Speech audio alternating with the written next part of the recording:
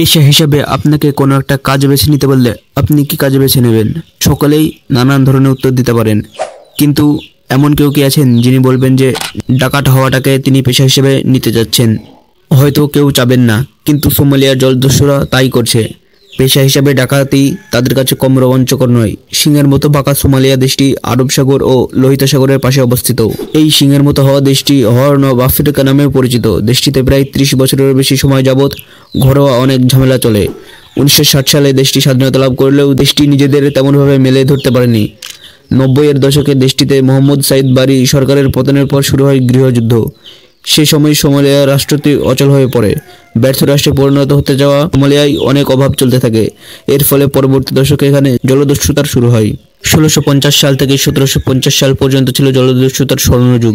সে সময় প্রায় সমগ্র বিশ্বই ছিল ব্রিটিশদের অধীনে। ব্রিটিশ শাসকরা তখন নিজেদের বাণিজ্যের জন্য ব্যবহার করত সমুদ্রপথ।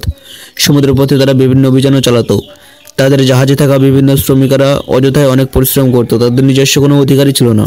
তাদের উপর অন্যায় অত্যাচার করা হতো, কাজে সামান্য ভুল হলেও তাদের সমুদ্রে ফেলে দেওয়া হতো। এরকম সব অত্যাচারের প্রতিবাদ করতে অনেক নাবিক জলদস্যুতে পরিণত হয়। সোমালিয়ার জলদস্যুরাও প্রতিবাদ করতে গিয়ে ভয়ঙ্কর এই পেশায় জড়িয়ে পড়েছে। 90-এর দশকে যখন দেশটির সরকার পতন হয়, তখন তাদের সমুদ্র উপকূলে বিভিন্ন ইউরোপীয় জাহাজ ঘুরত এবং তাদের গতিবিধির কোনো সঠিক ঠিকানা ছিল না। জাহাজগুলো থেকে অনেক ব্যারেল তীরে আসতো।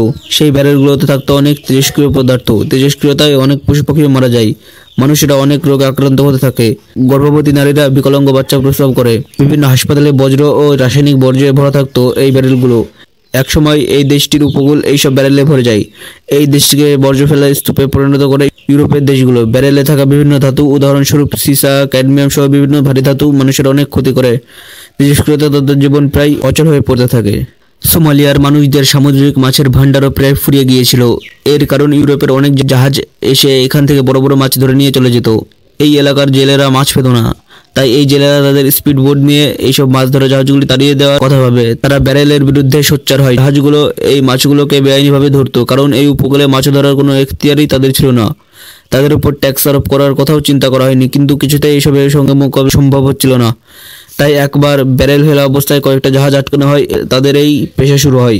পরবর্তীতে তারা জাহাজ আটক করা থেকে শুরু করে এবং জাহাজের বিভিন্ন নাবিকদের আটকে রেখে তাদের থেকে মুক্তিপণ আদায় করতে শুরু করে। তারা নিজেদের মধ্যে একটা বড় দল তৈরি করার কথা ভাবে।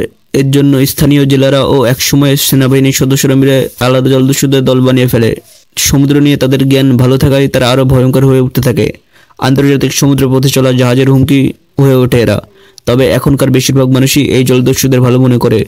এর কারণ সমুদ্র প্রতিরক্ষার এটি সবচেয়ে সেরা উপায় তাদের কাছে। 2007 সালের পর জলদস্যুতার হার আগে চেয়ে দ্বিগুণ হয়ে গিয়েছিল। এখন আন্তর্জাতিক হস্তক্ষেপের জন্য জলদস্যুতার পরিমাণ কিছুটা কমেছে। সোমালিয়ার এই জলদস্যুরা সামান্য মাছ ধরার নৌকো করে বড় বড় জাহাজ ছিনতাই করতে থাকে।